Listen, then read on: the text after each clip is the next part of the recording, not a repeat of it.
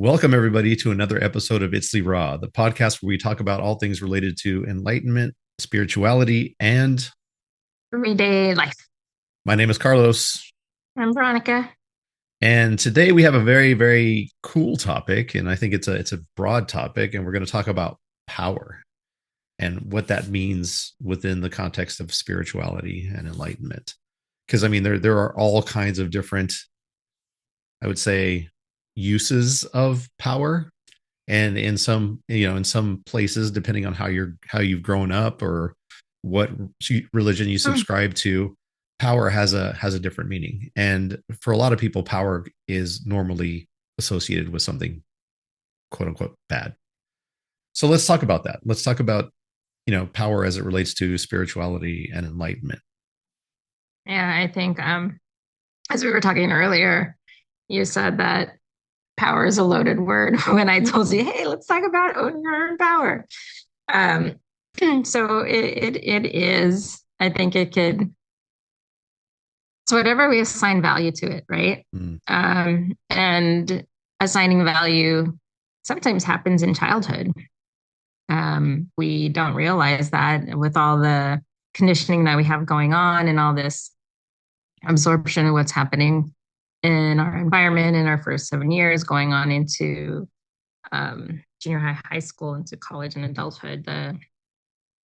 It kind of paves our way to assign value to what power is, and sometimes give our power away to others, which we don't realize that we are actually doing with some of the choices that we do make. And sometimes some of the choices we don't make because we want someone else to do that, or we follow somebody else because it's just we expect somebody else to do that because our power had been taken away from us at a younger age. So there's like it's multifactorial, I think, the perception of power, owning the power, whatever power means.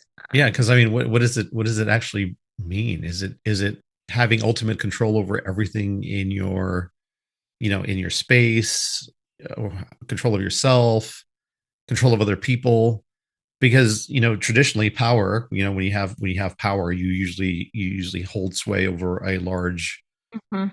either territory, a large group of people, whatever it is, and you control that with your ability, your charisma, ruthlessness, whatever that is. And so I think when you hear people use the word power, it can be very confusing, especially when you're like, come into your own power. Okay, well, what the fuck? Come What into does my that power. mean? What does that actually mean? And then you have this other side, which is also like, oh, you are a powerful person. You are powerful spiritually. Okay, well, what does that even mean?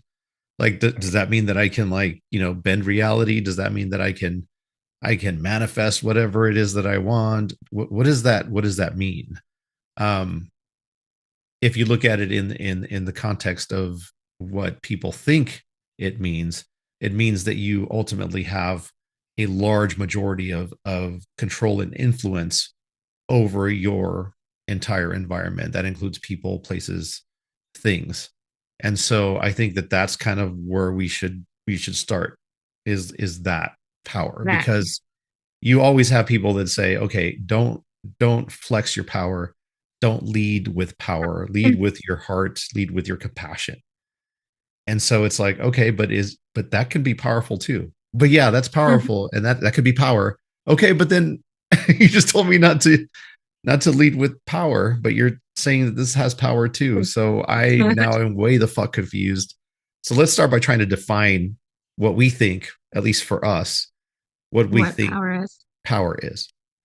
So, here's the definition, the Oxford Dictionary.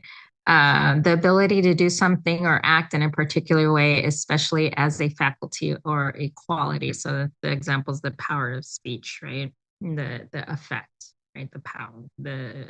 Those words had power over an effect over you.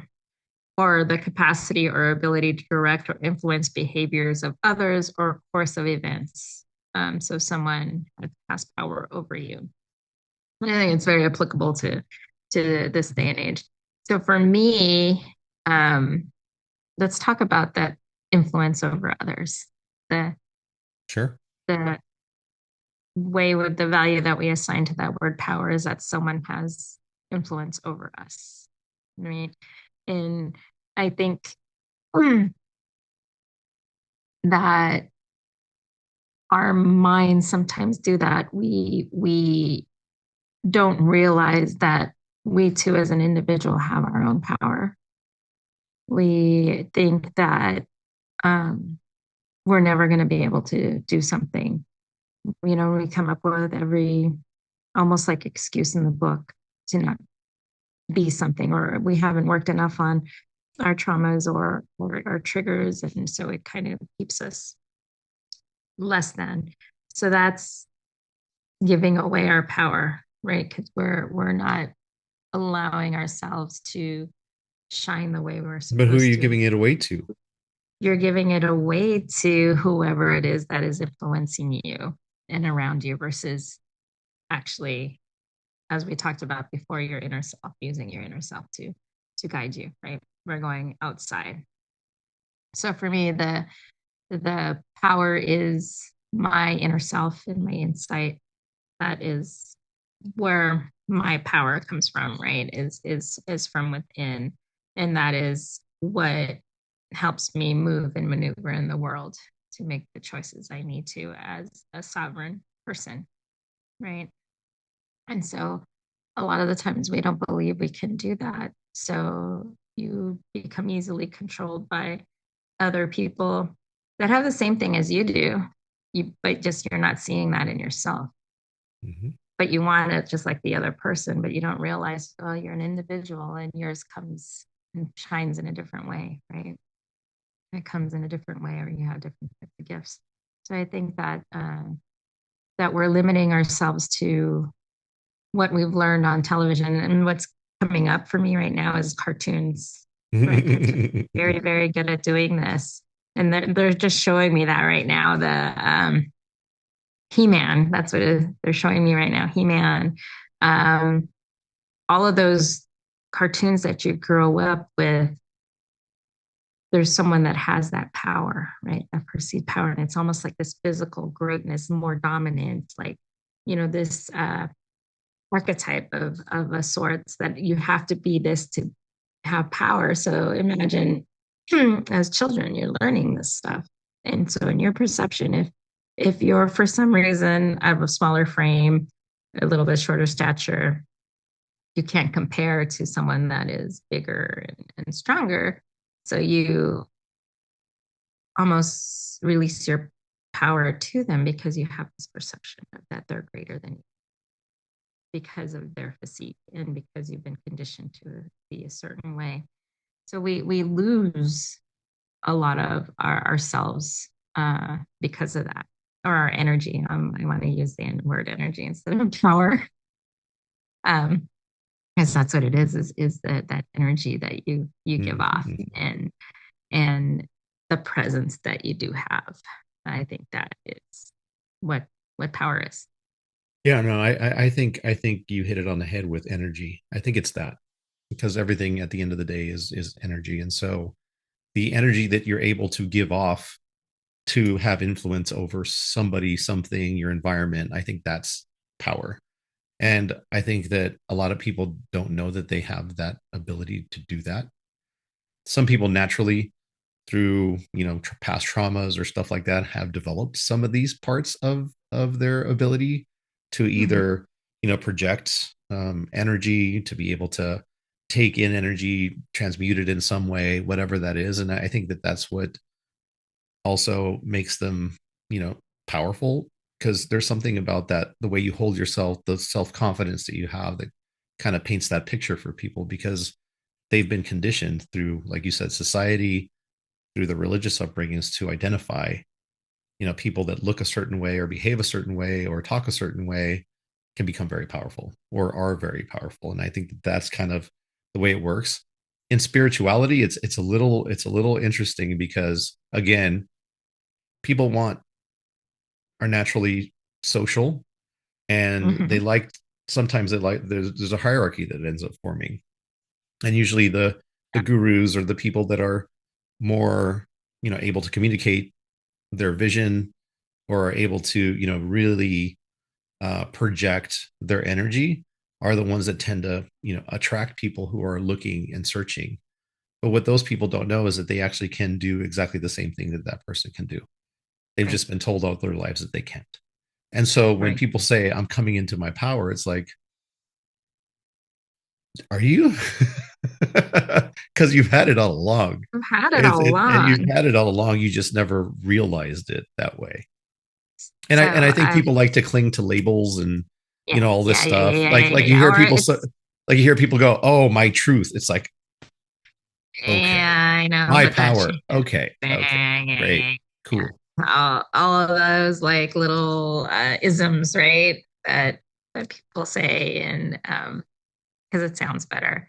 And I'm glad you said that. As we were talking about before earlier today, one of my mentors, she said that she struggled with the thought of having this type of power, right? That type of power over people, because she perceived herself as someone that was working for the greater good, and it was a very, very big struggle for her.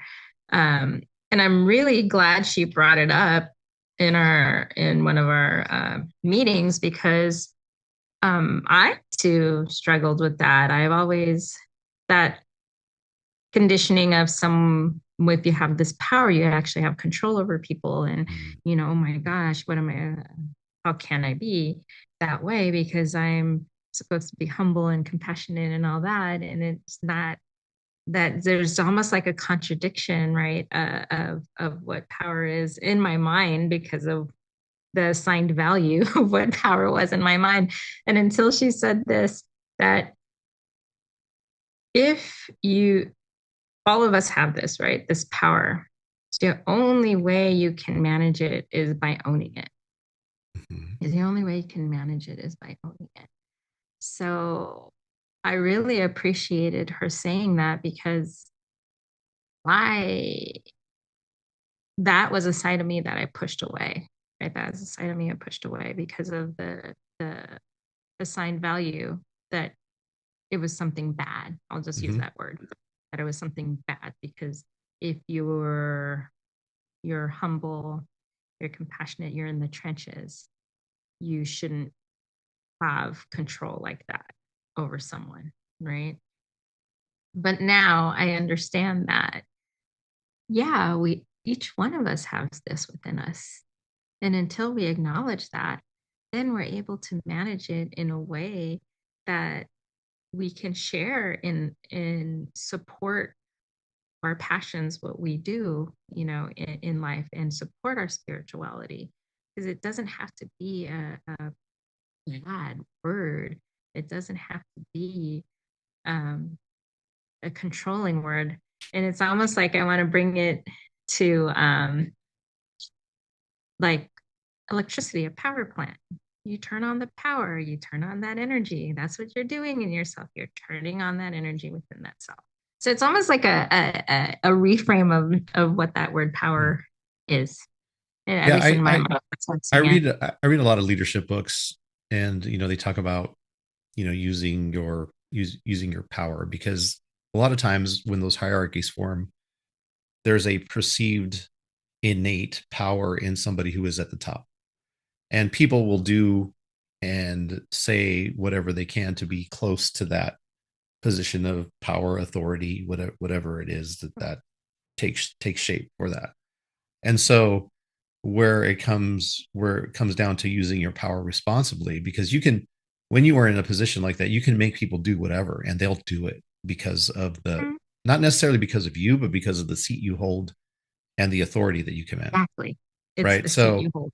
I think the where you really need to get to is where people will follow you because of who you are and what you're able to accomplish and how you're able to help them continue to grow in their journey. That's when they'll follow you. You're not exerting your power to make them do things. They're doing things because they want to, because they see the vision that you've put in front of them, and they know that by helping you get there, they're going to help themselves as well.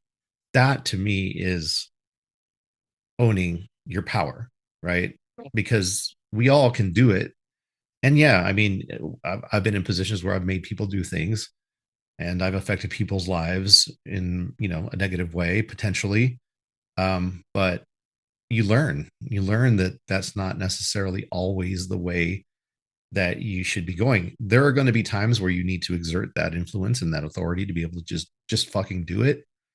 But for the most part, you want to be that person who is very approachable, very Mhm. charismatic, very thoughtful, wise, and people want to be with you. They want to be in your presence. They want to get there because you've seen it. You made them aware of what could be, and they want to go with you on that journey, and they want to help you. Um, because what they're how can I say, it's not like you're putting yourself in a position of a guru. You're putting yourself in a position as a teacher and a mentor, versus I like to call it just a visionary, right? yeah, Somebody who versus the has controller. who sees it and says, "Hey, I see this. I see a world where we can do this, and let me show And you then you guys what light this that, could look and then like." you light that fire underneath It's them lighting and their that passion. fire and lighting Yeah, their passion, lighting and then that power, and lighting that encouraging power. everybody else to help contribute. Right. But you're still holding that vision and that direction, because people, when you light them up, they go all over the fucking place. Oh yeah. But it's your job to kind of harness that and make sure that Mhm. they're aligned against the direction that you've set, because you ultimately are the person who has that innate ability, because not everybody does, has that innate ability to be able to do that. And I love that you say that because they're the vision holder, the space holder, right? So that's the capacity to hold space for all this energy or power that's being created. But each person has that power, has their own power that they're bringing to the Yeah, mix that is exactly. enhancing, Exactly. and to I'll be give you a able to perfect execute. analogy that I use all the time. So I go, you know what, guys? I really want to storm that castle over there, because if we storm that castle, that's going to give us like a really amazing position, and it's going to grow us better, and we're going to be so cool. So let's go storm the castle. Everybody want to go do it? Yeah, let's fucking go do it. And then, somebody else will say, oh, okay, well, if you want to storm the castle, here's what's going to be required. We need these many resources. We need these many things. Okay. Okay, cool. I have those resources. Okay, cool. I could do that. You might not be able to storm the castle tomorrow, but like in 2 weeks, we can be ready to storm the castle. Right. So now you've painted that picture of what it would be like to do that. But everybody else is now in there where they are with their expertise, their abilities, their power, they're contributing. And you come up with something that is ultimately going to be the best course of action that you can actually take. Right. So that's kind of how you get people excited and bought in to doing something, and not abusing your ultimate authority and your power over somebody. I think this is really what people also need to know, and I learned this too. People, it doesn't matter if they have money, and people perceive that when people have money, they have power. Actually, they don't. It's more of this pedigree, right? It's more of the pedigree and the position. All it is that pedigree behind them that is given the perception of power. It doesn't mean that person is actually powerful at all. They No, could be easily manipulated. They could be jerk. They could be a projector, and things like that. So once you see that, then you're like, oh, okay, they're in that position. What makes me think that I can't get to that position either? Right? Because you can. you can. It'll be probably more steps to get to that, but don't how can I say, don't put yourself in the on the bench, because someone else seems to uh, be in this pedigree, right? Or in this position. Because you could get there too. You can get to maybe a little bit more hard work. I mean, the analogy of basketball. So, someone looks a lot stronger than you, or whatever, and but you're sitting yourself out. Well, how about let's work a little bit more, get a little bit stronger, figure out your own how to manage your own power to then be able to execute what it is that that you feel is something that'll be meaningful to you. So yeah, it's not it's funny seeing it that way, that it's actually not the person. Like we have to keep getting that out of our minds when sometimes we think that we're not worthy enough or we're not good enough to do something. It's not that. You are. It's just this perception of this pedigree that has been ingrained forever in God knows who knows down the line, right, of your ancestral lineage that has come to you. But don't put yourself out. Don't put yourself out, because you can. That's how the indoctrination happens. That's how colonization happens, because they make you feel this way. They Yeah. make you feel this way, and they it's a perception of power, and it's not. Yes, It is not it's a that. perception, and I think that one of the things that I've discovered, because I've met people, I've met celebrities, I've met CEOs of high ranking companies, I've done all of that, and as you get to know these people, they're just people. They're regular people. They just happen to have a position that is very demanding, and they've had to hone their skills because nothing comes without practice. You have to hone your skills to be able to deal with the enormity of what they do on a day to day, and I think that that's something that people don't understand as well. As it takes time, it takes effort, it takes practice to be able to develop all of those things, and it's exactly the same thing as spirituality. Like it takes time, it takes practice, it takes you wanting to be able to continue to learn and continue to grow. There's nobody that you talk to who is a leader who's not still learning. They're all still learning. They're still growing. They're still trying to figure things out. Just like everybody else, they hurt when they make mistakes, but they understand that part of making mistakes is learning. Right? You Hmm. learn and you continue to grow. And I think that's where you start as a regular person. Sometimes you make a mistake. You're like, oh my god, I made this mistake. It's bothering me so much, and you stop. And there you go. You've Yeah. just given up everything that you've tried. Or this one thing, I put everything into it, and it didn't work. Now I don't ever want to try again. Okay, but that's what separates you from the other people who are really. It's the stepping stone. It's the next thing. I'm going to keep going. This one didn't work. The next one will. Let's keep trying. Right. Right. I also want to bring up, like, when people in quote unquote these given, because we give people positions of power,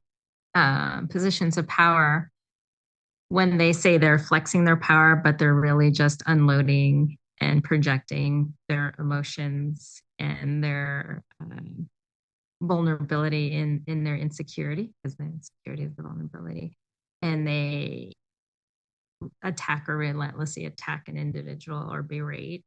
That's not power at all. That's just, you're just trying to unload your insecurity in a way of being able to continue to function the way you are, how you learn, because of your fear and your insecurity and your lack of whatever it was, the lack of. So you see that playing out now in It's society. how you learned. It's how you learned, Yeah. and how you what values you assigned to that based on what you grew up with, what you learned in school, like all of those things, what you learned in the early parts of your career. I mean, there's a lot of that. And I think that people don't like change, and that's one of the things that contributes to that is the fear of change, and understanding that there are always different ways to approach something. It doesn't always have to be the hammer. It doesn't always have to be the hammer. Exactly. But Yeah. people, And that's if people are used to that, that's all they're gonna yeah. do. And they're gonna project that as a perception of power, but no, all that is that fear and that learning. But it oftentimes doesn't lead to a good end result, Mm-mm.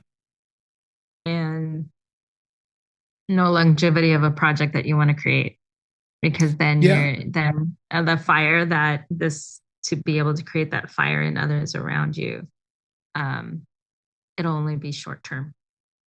yeah, You yeah. know, It'll only be because short you're term. I mean, I could.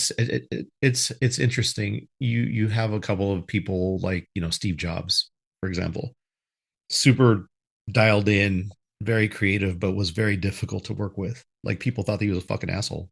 because he was so single-minded in what he wanted to be able to do, and he couldn't convey that all the time. So you had to bring somebody else in who had a different ability and a different power to be able to kind of merge the two together in order to be able to make something even more successful. So I think that that's one of those things. It's understanding, because we're all made up of a bunch of different things. There are things that we excel at. There are things that we don't excel at. And I Mhm. think that the sign of somebody who is a good leader who can use their power wisely is to be able to say, hey, you know what? These are my weaknesses. I'm going to bring people on who my weaknesses are their strengths. Because ultimately, if we do that, then we're going to achieve alignment, and we're going to be able to do something great. Because if you bring along people who are exactly like you, who think exactly like you, who do all of that stuff like you're never going to get anywhere. And that's what happens with people who are fully immersed in power like that. They're like, I'm bringing people who just agree with me. I'm bringing in people who Right. don't never Right. challenge me, because Exactly. that's what I want to see, and that's what I I want. think Mhm. success is, and it's not. Right. Because then it becomes a talking game and a game of posturing and peacocking, and nothing comes to nothing really comes to fruition. Then, hey, I just schooled you or whatever it was, Yeah, filled but I mean, somebody to what goal? goal. To what end? But what is the goal To behind fill the that, right? ego, right? Right. And so I think that's where a lot of people fear having power because they see that, right? They associate power with that, but that is not power. That is just somebody that needs to, I wouldn't even use the word ego, feel their vanity, right? Their vanity, the vanity of being, this Yeah, of leader. having, it's human nature. You get to that point where Mm. you're like, oh, people love me, and I'm in this position, and I never want to give it up, because Yeah, if I give it up, then I'm just going to be Joe Blow, right? And I'm not going to feel special anymore. I'm not going to But you feel have to special. understand that it's not you. If you're not leading properly, it's the position that people are enamored with, Position. not you. Exactly. And I think that's what P is, if we can ingrain that in our listeners, it's just the position, the Mhm. position, of in our minds that this is something that's powerful. But if you really use your discernment, really use the discernment, is that person really powerful? Do they have this control over you? So that's an important thing. They look, listen, because in the spiritual world, you'll see that. Yes. You'll see someone that is in a that has cultivated this presence, which could be their power, right? It could be their voice. It could be like their teaching. Yep. But maybe that individual outside, as a person, may not be someone that you want to be around. Exactly. you know. And then the same thing goes when people get together in a community and they want to create something. Um, if it's if you're all there just to make yourselves feel better because you're all in the same uh, way of thinking, a lot of things won't get off the ground because you're just like, it's just a feel good to go talk. It's like you're chatting with your girlfriends. Right. So that's another thing that people, the mistakes people make is, if you want something to grow or grow in your spirituality, go challenge yourself and go into Sure. something different. Sure. Go look at something different. Go explore different modalities, different things. If we say the light and the dark, all of that stuff. I think So then people you, associate the gifts that you have, that you've developed, with power. Oh, they can do that thing. Man, they're super powerful. cool. Yeah, wow. Mm. Oh, yeah, or when you first learn how to do something, you're like, yeah, I feel cool because I'm like, Yeah. dude, I can do the things. Okay, cool. I mean, good for you. How are you going to use them? And what are How you are you going to going to use use them them? for? Because I think that's Yes. extremely important. You know what I see a lot? I see a lot. Everybody getting all excited, getting their hands turned on, feeling the energy, all of these things, and going to class and wanting to do the next level and the next level. But do they use it? The majority of people don't. No, they just want to The majority, check it off the list. they want to check it off and they want to feel good in the moment that they can do this, but do they ever use it? It's very rare, very, very rare that I see that. It's Yeah, just like, I don't think that they're really invested in that modality or do using that for something beneficial for humanity in some way. It's just more about what's beneficial for me and so that I can say that I've done the thing. yeah. And then, that's where you ask yourself, why am I doing this? Why am I doing this? Why do I want to be a Reiki master? Why don't you just be a Reiki practitioner? You have to be the master because it says it's the master, because you assign value to a word master. The Reiki practitioner can just be just as powerful, quote unquote, as the Reiki master. Um, yeah, so all of those things is it's the that perception, right, of power that leads people to pay all this money for the next class, for the next class, for the next class, but they don't use their discernment to see if this is really something that they should be doing. They don't listen to their intuition if it's something that they should be doing. Um, it's almost they get a little bit clouded. Yeah, There's this perception of power assigned to a name. to a name or a place or a thing, right? I mean, you get very Mhm. enamored by that. We want to be like, oh, I'm going to go to this place that has all the things, and And then I'm going to circling back to I'm yeah, going to talk to the the dude. yes, the dude. And it circles back to peak performance, right? We've been conditioned for the peak performance. So this is all conditioning. Bring it back to the beginning when I was talking about of, our first 7 years going in, seeing all this stuff go down. And then, we're even conditioned in elementary school to know these positions of power, Yep. at such a young age. And who knows how we absorb that itself. And yeah, assigning, oh, I need to be perform like this so I could be seen as this, so then I can be seen in a position of popularity, which is a position of power. All those things that go down the line, but all it doesn't define who you are, at No. all. It does not define who that person is. And then you know what, if you're working for somebody that uses the hammer, yeah, you're slowly um shutting down your imagination and your creativity, which is where the growth is. So think about that. Is this a place in a space that you want to be in? Maybe it's time to look somewhere else to Right. allow for your growth.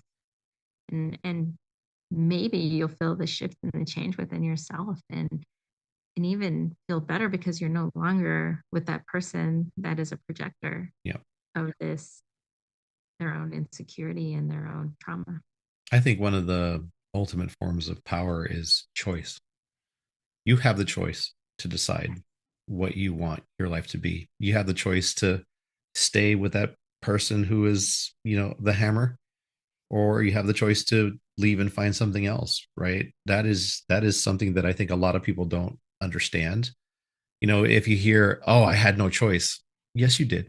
You had a choice and you made that choice. Everybody has a choice. Every day we're making hundreds and hundreds of choices about our life and the journey that we want to go on. So I think that is another one of those things that people tend to give up sometimes, is that feeling that they actually have a choice to change their life. And that could be society telling them that they suck. It could be their parents telling them that they suck. And I think that's one of the ultimate misuses of power, is to make somebody believe that they don't have a choice, because they all do. We all do. It's part of us as innately as human beings. Yeah, and just to add a little more context to what you're saying too, is as children, we rely on our caregivers, right, for safety, security, and our needs. And a lot of us don't have caregivers that could do that. So in that space, when we we choose sometimes choose we want our body wants to choose to run, our body wants to choose to fight, and our body wants to choose to do these things. But the body and the mind chooses in an ingenious way to protect us and help us. And that's usually to dissociate, not be in our bodies and all that stuff. But it's now that it's in adulthood that we have to take that choice back, right? We have to work on those heavy, heavy wounds of on how we react to things, right? And being able to understand where they come from. So then we're now making choice as you in this space and time versus the old way of being, right? Yep. Your old samskara, your routine reaction, whatever that is. So that's why we talk a lot about doing the work, understanding yourself, becoming aware of yourself, aware of what's happening within. There is so many layers to us that we can constantly learn throughout our lifetime and shift and change. And that's why, I don't like saying the word that your truth, right? Speaking your truth, because that changes. There's no such a thing. And then even when you do that awareness and work, um, then you can become aware of your own power that's within, what's innate in you, to then kind of give yourself the permission to make the choices that you do need without having fear behind it. Yeah, and on top of that, setting your boundaries, being able to say, Yeah. this is what I want to do, this is what I'm not going to do anymore. I don't care what anybody says. I'm not doing that shit anymore because it Right. doesn't serve me any, and that's the way it goes. And I loved I love that you said that because even when my mentor said, you have this power, you have to basically acknowledge it or own it to manage it. And what came to my mind was like, oh, geez, the boundaries, right? The boundaries. When you're able to manage it, then you're able to set those boundaries, what it is that you can give and what it is that you're not going to give, where you're at. Because if not, then your boundaries are all porous or they're too rigid. Yeah. And those are the things that help us continue surviving and thriving is when we have those boundaries. So yeah, that one hit hard. Boundaries. I was like, oh my gosh, I'm this age and I'm finally like understanding what power is. Well, I think because when we were younger, we weren't allowed to have boundaries, Yeah. Yeah. so it Yeah. wasn't there. Was that wasn't a thing, and so Mm-hmm. you just don't. If you've never understood or had anything that you set respected by your parents, I mean, that's Yeah. how you're going to grow up thinking that that's kind of the way it is, and so it's going to And take you a that's while where, to yeah, and understand. that's where the loss of power comes in when you don't have those boundaries, right?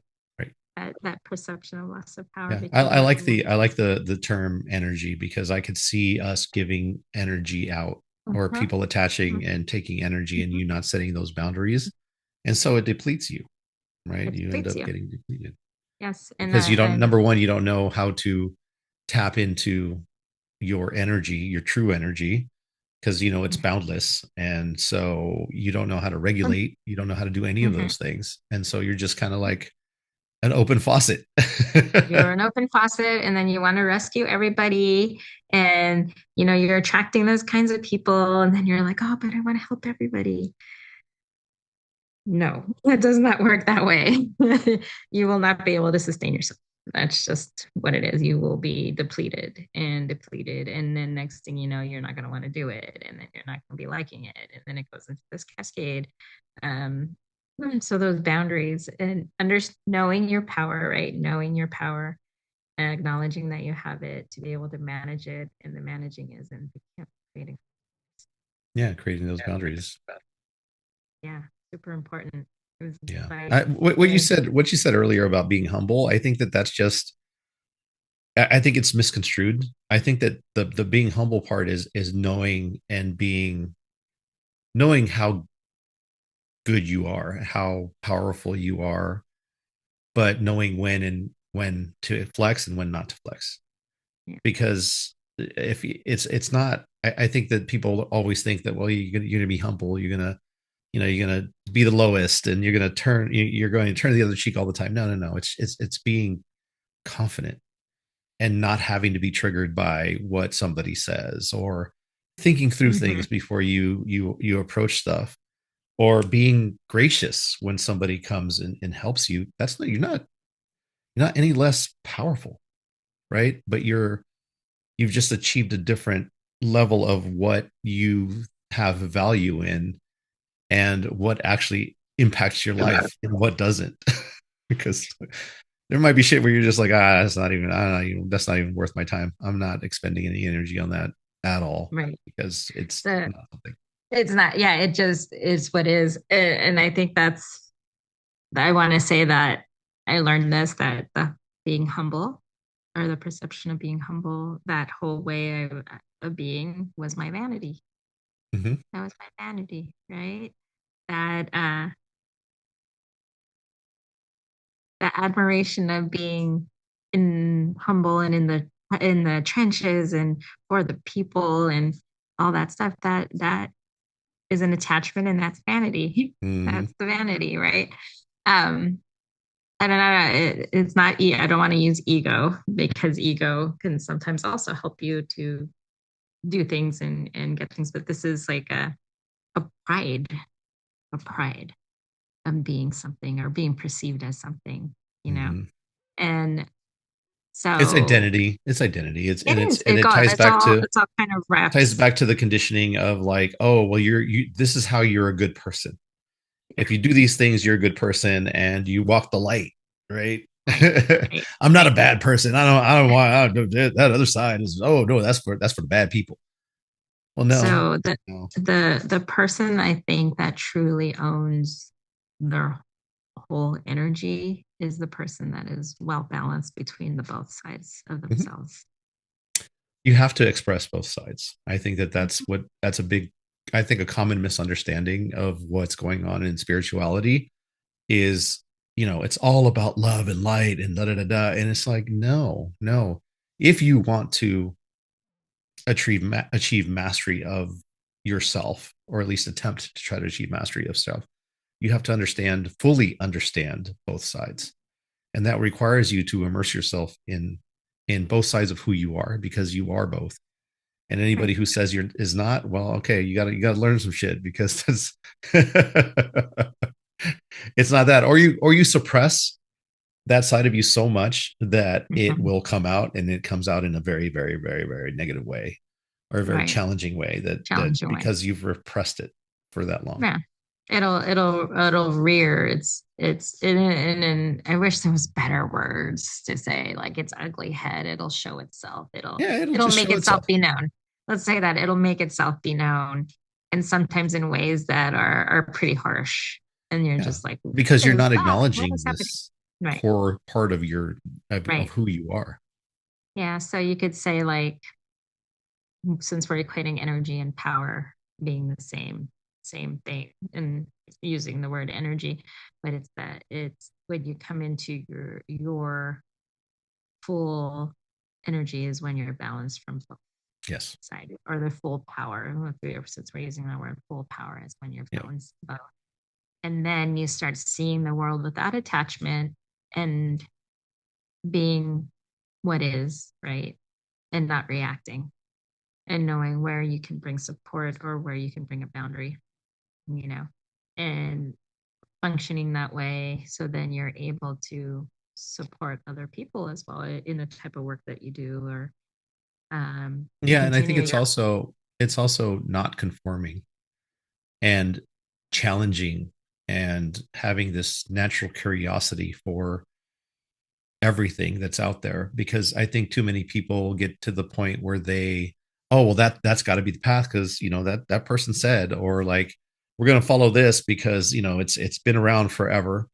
It's like, you ask the question why, like, question, challenge, because that's part of, if you're wrapping power and coming into that yourself, part of that is using your intuition and your discernment to Mhm. craft what's right for you, giving where you are in time and space. right? Because like you said, it changes depending on, how far down the path you are, how old you are, how much you've learned. It continues to evolve and it continues to change. And just because something is and has been that way for hundreds of years or thousands of years doesn't mean it's right. Right. It's true. That's true. And things need to sometimes shift and be more applicable to this space and time right now. And then maybe we also need to not forget the old and take some of the stuff that is applicable from the past to what's happening now and not get stuck because we're supposed to evolve. We're supposed to shift and We have to change evolve. and grow and that's how we are. That's how we've gotten to where we are. Like think about it 50 years ago, how things were to there was no cell phones, Yeah. no Zoom, no computers like this, none of that. And look at where we are now. We're able to broadcast on the airwaves and leave this in space, whatever space and time someone is listening this to. So always growth is important. Um, it's what we need to survive, but it's also what we need to continue to get excited about and continue to moving forward with our life and exploring ourselves to know what our purpose is and whatever time that is, whatever phase in life we are, and then with whoever we meet. Exactly. Exactly. And on that note, what a great One, podcast.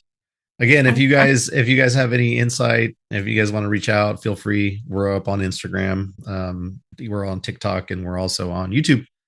So thank you guys for tuning in. Really appreciate it. And we'll see you guys next time. yep. Peace out. Peace out.